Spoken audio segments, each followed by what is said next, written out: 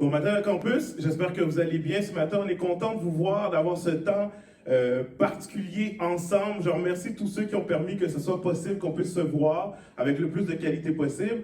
Alors, ce matin, on va juste prendre un temps pour chercher la face de Dieu, pour prier ensemble, pour se déconnecter un peu de ce qui se passe, des circonstances et chanter la joie et la paix que Dieu nous donne. Alors, je vous invite à prendre part avec nous à ce temps de célébration-là. On est juste trois, moi, Max-André qui va nous aider avec Pascal. Inquiétez-vous pas, on a notre purelle, on a notre 1 mètre de distance, on a nos lingettes désinfectantes. On veut juste passer un bon temps ensemble et je vais juste remettre ce moment à Dieu.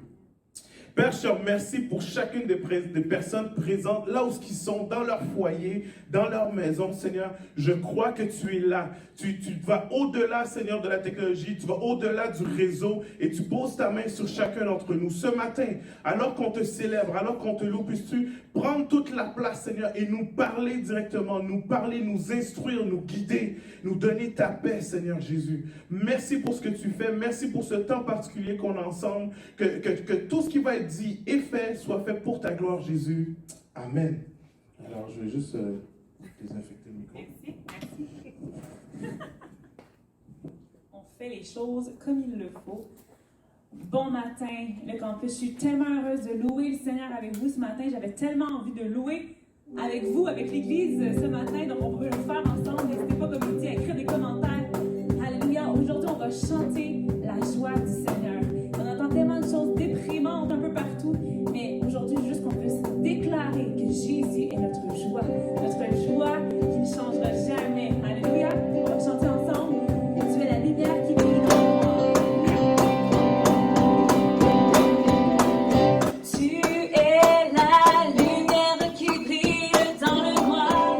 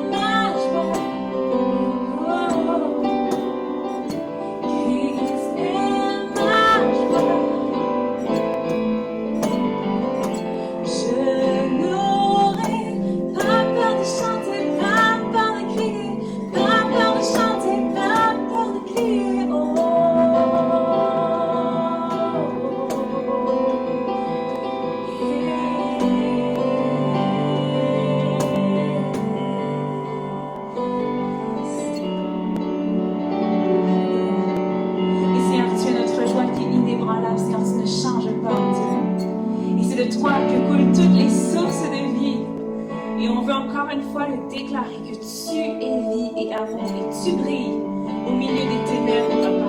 Et on veut le déclarer parce que tu es grand et au-dessus de toutes choses. Alléluia, Jésus.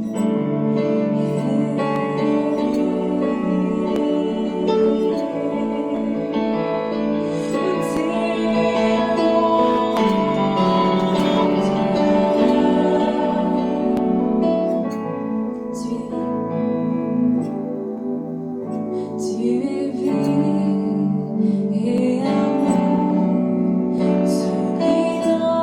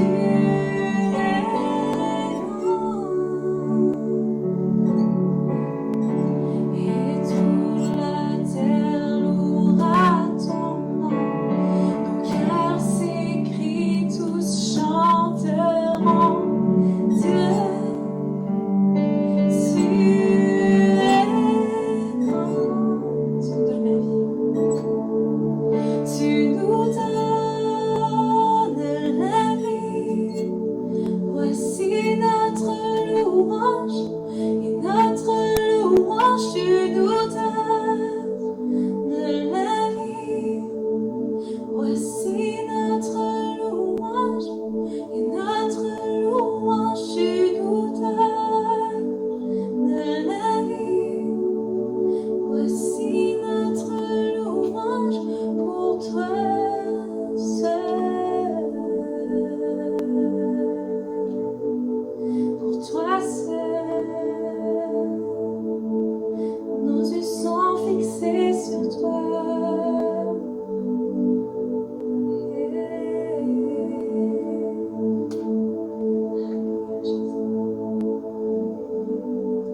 Seigneur, merci pour ce temps, Seigneur, qu'on peut juste célébrer ensemble en tant qu'Église, élever ton nom aux quatre coins de cette province, aux quatre coins de ce pays. Les gens élèvent ton nom.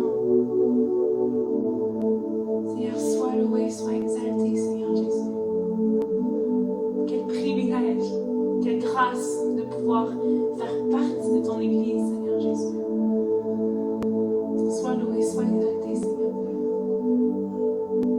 Alléluia. Seigneur, on veut te remettre, Seigneur, le restant de cette réunion, Jésus. Que tu puisses prendre le plein contrôle, Seigneur.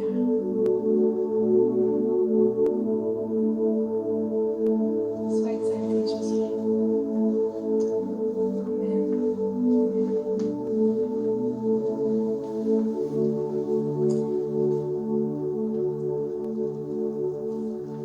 Merci, Steve.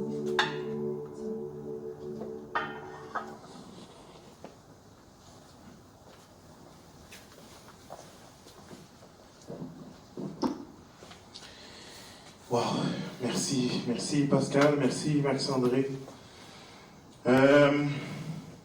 Dieu est bon, Dieu est bon.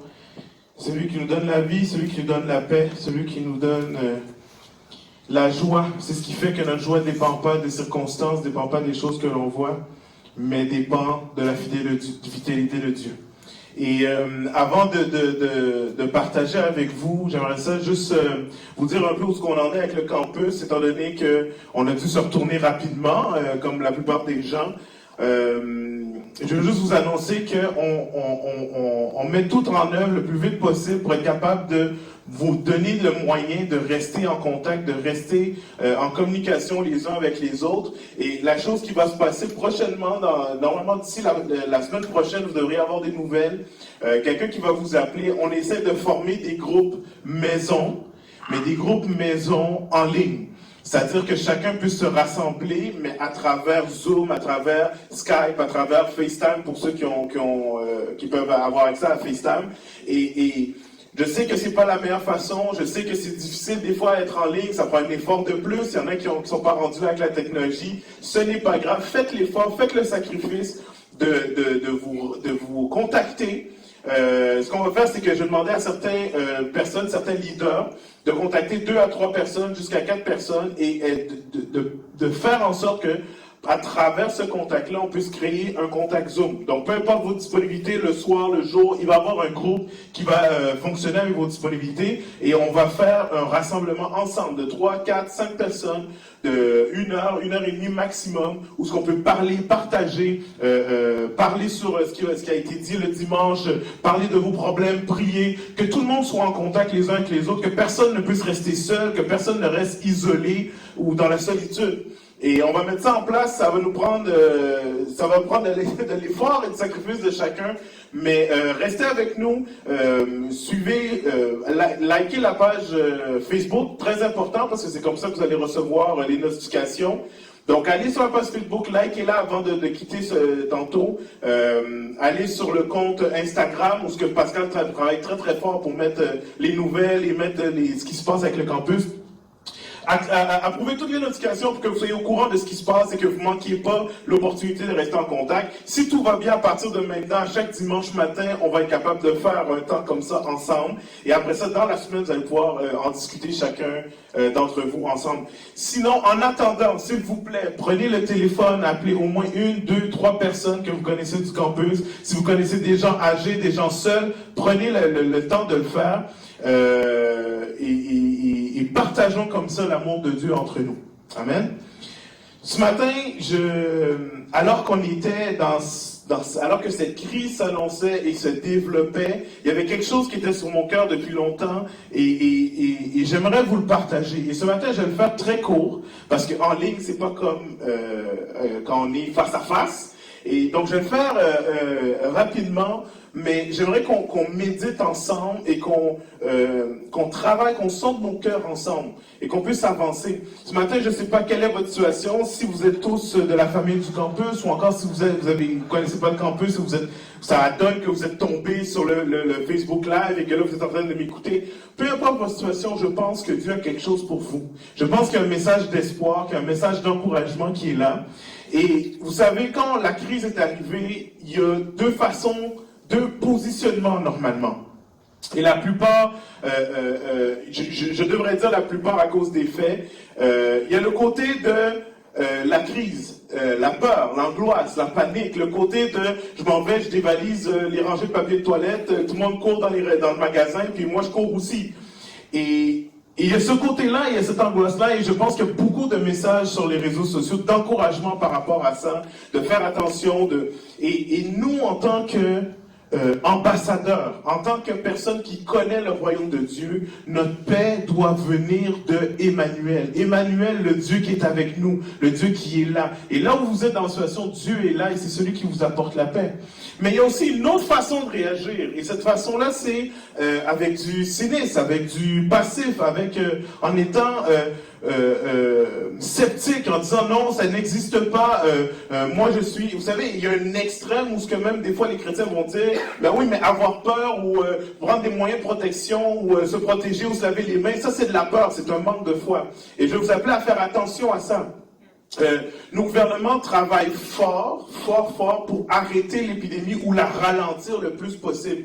Et je pense que la parole nous parle clairement, la Bible nous parle clairement qu'on doit obéir à nos autorités, qu'on doit agir de façon sage, même la Bible va dire de façon rusée. Ça veut dire que si la science nous montre qu'il y a possibilité de contagion, on doit premièrement faire attention à nous-mêmes. Se laver les mains, rester à 1 mètre de distance, rester chez nous quand c'est pas nécessaire de sortir. C'est des choses logiques de base et ça, je vous le dis, Dieu n'est pas contre ça. Il n'est pas contre ça.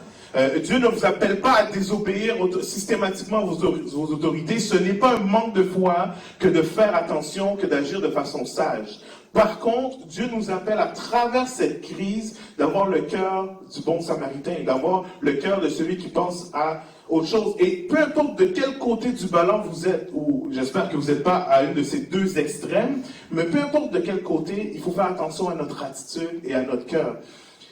Tant qu'on va être de ces deux côtés-là, on ne sera pas capable de passer à l'autre étape que Dieu nous appelle à être, c'est-à-dire d'être des ambassadeurs. Si tes décisions sont guidées par la peur ou l'angoisse, ou si tes décisions sont guidées par une espèce de cynisme ou de moquerie, ça va être des mauvaises décisions. Mais Dieu t'appelle à passer au-dessus, à passer par-dessus ça. Et il y a un texte qui me venait, et pendant toute la semaine, j'ai médité, j'ai pensé à ce texte-là, qui se trouve, la référence apparaît en bas, mais dans Nombre 21. Et c'est une histoire qui arrive au peuple d'Israël alors qu'il se retrouve dans le désert. Et je ne veux pas passer trop de temps à expliquer l'histoire, mais ce que je veux que vous sachiez, c'est que le peuple se retrouve dans le même état qu'on pourrait se retrouver nous autres. Où ils se demandent pourquoi ils se retrouvent dans le désert. Et ils vont blâmer leurs leaders. Ils vont blâmer leurs autorités. Ils vont dire, pourquoi est-ce que vous nous avez amenés dans ce désert? Et comprenez bien qu'à ce moment-là, le peuple de Dieu est nourri avec de la manne. La manne, c'était un pain qui tombait du ciel, carrément, qui tombait du ciel, que le peuple ramassait et que le peuple mangeait. Il y a quelque chose si il y a quelque chose que je peux goûter un jour dans ma vie, ou plus tard peut-être au ciel, ça serait de la manne. Imaginez un pain fait par Dieu. Ça doit être malade. Et le peuple, malgré tout, malgré qu'il est nourri et abreuvé par Dieu lui-même, il se retrouve dans une place où ils se disent, on est dans le désert, et ils regardent leurs circonstances et disent, on n'est pas là où on voudrait, et ils se mettent à blâmer leurs leaders, leurs autorités, à blâmer Dieu et à dire, pourquoi est-ce qu'on se retrouve là? Pourquoi on n'est pas dans le pays promis, ou là où le coule le lait et le miel, comme vous nous avez promis? Et dans Nombre, Dieu va envoyer des serpents, la Bible va dire des serpents brûlants. Les serpents brûlants, on parle probablement de la morsure du serpent. Et vous savez, cette morsure-là était fatale. Elle amenait le peuple même à mourir. Et alors qu'ils sont dans cette situation-là, c'est là qu'ils se retournent vers Dieu pour dire, et ils vont voir Moïse, leur leader, et il va dire, pardonne-nous pour ce qu'on a dit, délivre-nous, prie Dieu pour qu'il nous délivre de notre situation présente. Et vous savez, loin de moi de dire que Dieu amène les calamités, et je tiens vraiment à faire ce point-là, Dieu n'amène pas l'épidémie. Par contre, ce qui est amené, ce qui est là, ce qui est permis est là pour... Dieu le prend et le retourne en positif, le retourne pour nous apprendre à grandir, le retourne pour notre bien. Dieu va prendre le serpent. Il va dire à Moïse, ce qui vous fait du mal, ce qui vous amène la mort, ce que tu vas faire, c'est que tu vas en mettre un sur un poteau, et à chaque fois que le peuple d'Israël va regarder vers le serpent, il sera guéri, et il ne mourra pas. Et je pense qu'il y a une leçon à prendre là-dedans, où ce que même dans la crise où ce qu'on est, dans la crise du Covid-19, qui est difficile, qu'il y a des gens qui souffrent et tout ça, Dieu permet que cette situation-là se passe pour qu'on passe par-dessus. Et imaginez le peuple, et imaginez le peuple qui est dans cette situation-là, où ce qui se retrouve dans les circonstances qu'il voit, dans les choses qu'il voit, se retrouve à entendre que si tu regardes vers le poteau qui est là, tu seras guéri. Ça semble incroyable, ça semble impossible, ça semble même futile et dérisoire de penser que juste en regardant quelque part, je serai guéri. Et voici que Dieu nous dit que de nos jours, même maintenant, si tu regardes à Jésus, de là vient la délivrance. Dans le psaume 91, ça va dire que je te protège de la peste, je te protège des calamités, je te protège du désert. Mais même si ces choses t'atteignent, même si tu marches dans la vallée de la mort, je serai avec toi. Sachez, peu importe ce que vous êtes, que Dieu ne vous a pas abandonné. Vous n'êtes pas seul. Je ne sais pas où est-ce que vous êtes, dans quelle situation vous êtes, dans quelle situation vos proches se retrouvent, mais vous n'êtes pas seul. Et n'écoutez pas les mots de ceux qui vous disent que ça vient de Dieu, c'est pour vous punir. Non, Dieu est là et te tend la main ce matin. Il y a un amour qui est partagé là qui te dit, ne fais juste qu'un regard de foi. Ne fais qu'un regard de foi. Et regarde la délivrance que Dieu veut amener. Ce matin, ce que je veux vous partager, c'est le regard qui change tout. Le regard qui change tout. Le regard vers la croix qui change tout. Vous savez, on cherche souvent des solutions dans nos situations les plus terribles et la tendance, c'est de se tourner vers Dieu avec un point de colère. En disant, mais comment ça se fait que ça nous arrive? Comment ça se fait que tu as permis ça? Toi, tu es un Dieu qu'on dit qui est un Dieu d'amour. Comment ça se fait que tu as permis que ces choses-là arrivent? Et on n'est pas capable de tout comprendre pourquoi les choses arrivent, mais ce qu'on sait, c'est que Dieu reste fidèle. Ce qu'on sait, c'est que Dieu est bon. Ce qu'on sait, c'est que Dieu ne change pas. Ce qu'on sait, c'est qu'en regardant Jésus, vient la délivrance. Dans Jean 3, ça veut dire, de même que le serpent de bronze fut élevé par Moïse, ainsi faut-il que le Fils de l'homme soit élevé, que Jésus soit élevé, et que tout homme qui croit, obtienne la vie éternelle. De nos jours, encore une fois, ça a l'air dérisoire de regarder à Jésus pour recevoir la délivrance. Ça a l'air dérisoire de regarder à Jésus pour recevoir la guérison. Ça a l'air dérisoire de dire que juste un regard de foi peut tout changer. Mais ce matin, je suis là pour vous dire que c'est le cas. Que tu sois du côté de l'anxiété ou de la peur ou de l'inquiétude, sache que ta paix vient de Jésus. Et je crois que en regardant la situation, je bénis Dieu que dans tout ça, on a un temps particulier, nous, l'Église. On a quelque chose de spécial qu'on peut faire. Pourquoi? Parce qu'on est à la maison et on a l'opportunité de prendre du temps avec Dieu, de prendre du temps avec nos enfants, de prendre du temps avec des gens qui ont besoin de ça, de tendre la main. Vous savez, on voit une vague d'entraide au Québec, particulièrement au Québec, de gens qui disent « Moi, je vais sortir de la retraite pour aider. Moi, je vais aller dans la rue pour aider. » Ou on ne peut pas, en fait, pas aller dans la rue pour tendre la main, mais je vais aller au travail, je vais retourner comme infirmière, je vais retourner comme staff. Peu importe, qu'est-ce que je peux faire pour aider. On voit le gouvernement qui dit peu importe, et que vous voulez retourner au travail, il n'y aura pas de frais. Il y a un mouvement d'entraide qui se crée. Il y a une université qui a dit nous, on est libre, on n'a pas d'école, donc on peut venir garder les enfants. Et je pense que Dieu donne une créativité aux chrétiens. pour que nous aussi, on soit le bon samaritain.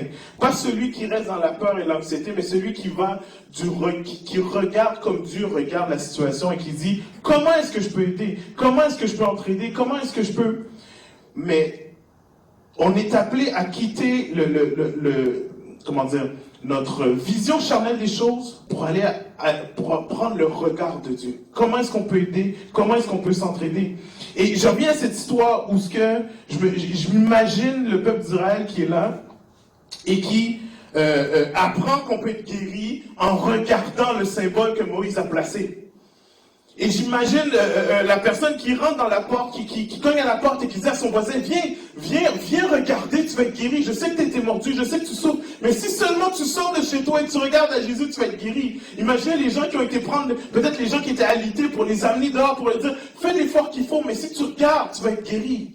Et ce matin, on est appelés, nous, dans cette période-là, à faire la même chose pour nos voisins, pour les gens qui nous entourent, de dire, je sais que ça a l'air ridicule peut-être pour toi, mais si tu as moindrement la foi pour regarder à Jésus. Si tu viens avec moi et que je t'amène devant Jésus, tu vas voir la différence, tu vas voir ce qu'il va faire dans ta vie. Je l'ai découvert moi-même, je t'invite à le découvrir toi aussi. Et on a ce pas de foi à faire, de dire, ça vaut la peine, ça vaut la peine, ça vaut la peine de parler de cette œuvre que Jésus a faite à la croix pour nous. Et ce matin, je vais finir avec ça. J'irai pas plus loin parce que je ne veux pas prendre trop de votre temps. Mais je pense qu'on a une opportunité de faire une différence. Et le campus, ne soyez pas ne regardez pas qu'aux circonstances, mais rentrez en vous-même, sondez votre cœur, dites, Seigneur, qu'est-ce que tu veux que je fasse dans cette période-ci? Comment tu veux que je fasse la différence? Comment tu veux que je fasse la différence? Si on est trop ciblé sur nous-mêmes, si on regarde trop à notre nombril, on ne sera jamais capable d'arriver là où ce que Dieu veut qu'on arrive. Dieu te dit, regarde à moi, regarde à Jésus, regarde pas à toi, regarde pas à tes circonstances, regarde pas même pas à tes moyens, regarde à moi. Et quand on regarde à Jésus, souvent il va attirer notre regard vers les autres. Parce que Jésus a une passion pour les autres, une passion pour les âmes, une passion pour ceux qui souffrent, pour tendre la main à ceux qui souffrent. Et ce matin, je n'irai pas plus loin. De toute façon, vous avez l'occasion dans vos groupes maison, quand ils vont être formés, de discuter, de mettre en application ce que le Saint-Esprit vous dit. Mais je vous encourage. On a ouvert, la page Facebook est ouverte, on peut mettre des commentaires sur la page Facebook, vous pouvez même parler en privé au campus. S'il y a des choses qui, premièrement, si vous souffrez, si vous êtes en quarantaine, si vous êtes isolé, si vous avez besoin de quelques services que ce soit, allez sur la page Facebook, laissez un commentaire, et quelqu'un va vous répondre. Vous avez aussi le courriel sur le site internet, quelqu'un va vous répondre. Mais si vous avez aussi des idées, que Dieu vous appelle à faire quelque chose, que vous sentez qu'il y a quelque chose qui brûle sur votre cœur, on pourrait faire ça pour aider. Je connais telle situation que j'ai vue, je pense qu'on pourrait aider de cette façon-là. Allez mettez-le un message aussi sur Facebook et ensemble, faisons la différence. Ensemble, faisons une différence dans cette société, dans cette crise-là qui se passe. Alors, c'est tout ce que je voulais vous dire pour aujourd'hui, le campus. On se donne rendez-vous dimanche matin prochain, premièrement. Mais aussi, attendez-vous à recevoir un coup de téléphone d'un leader qui va dire, je veux former un groupe avec toi, veux-tu mon frère, ma soeur, participer au groupe maison. Je pense que c'est la prochaine étape, c'est là où on est rendu. Et c'est ce qu'on va faire le plus vite possible afin que tout le monde puisse rester en contact. Sur ce, je pense que ça termine ce que j'avais à vous dire. Je vais vous souhaiter une bonne semaine. Prenez soin de vous, prenez soin de votre famille, de vos proches. J'avais un message aussi particulier pour les parents. Je vais vous encourager. Je sais qu'il y en a qui se retrouvent avec des enfants à la maison et que ça court partout et c'est plein d'énergie et tout ça. Je veux vous encourager, vous n'êtes pas seul là-dedans. Plusieurs parents vivent la même chose. Les familles maintenant passent beaucoup de temps ensemble. Je pense qu'il faut voir ça comme une opportunité, plus j'allais dire un calvaire, mais plus qu'une souffrance. Mais voir une opportunité où on peut enseigner nos enfants, on peut les guider, on peut les diriger, on peut leur expliquer, parce que nos enfants comprennent ce qui se passe, puis on peut leur expliquer qu'il n'y a pas de raison de stresser, de s'inquiéter, mais que Dieu est avec nous, Dieu est là, et puis on peut juste profiter de ce temps-là, aller dehors, se promener, marcher tout en respectant les règles de sécurité. Et c'est ça. Sur ce, que Dieu vous bénisse, prenez soin de vous, bonne semaine.